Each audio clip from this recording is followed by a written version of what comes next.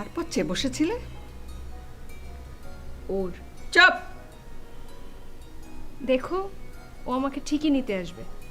একবার এসে দেখুক না, কত ধানে কত চাল টের পাবে। মা, শোনো, আমার মেয়ে অত সস্তা না, বানের জলে ভেসে আসেনি। আমারই উচিত হয়নি এরকম করে চলে আসা। তুমি তো বলেছিলে যে সহে সে রহে।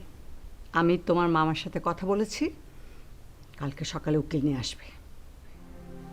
হায় হায়। হায় হায় করো না, আল্লাহর কাছে লাখ লাখ শুকর যে বদমাসটার আসল চেহারা ধরা পড়েছে। একটা বাচ্চা কাচ্চা হয়ে গেলে কি যে বিপদ হতো। ওদের মায়া ওইখানে পচে পচে মরতে হতো তোমাকে। মা, তুমি একটু শান্ত হও, দোহাই। তোর মতলবটা কি?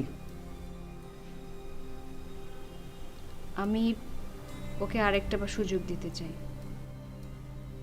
তুমি চলে যাবে?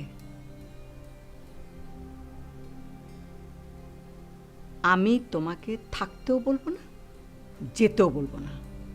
তোমার ইচ্ছে হলে যাবে, তবে নিজের কানে যা শুনলাম, এর ফলাফলটা যে ভালো হবে না সেটা আমি বুঝে গেছি। এখন কয়টা বাজে? সরি। আমিও সরি। মা, তুমি কি মনে করো তোমার ভবিষ্যৎটা কানা বলে আমি ওর ভবিষ্যৎটা কানা হতে দেব?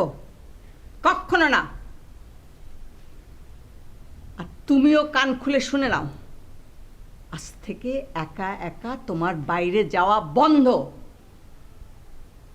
শুনেছো ভালো করে? মনে থাকে যেন।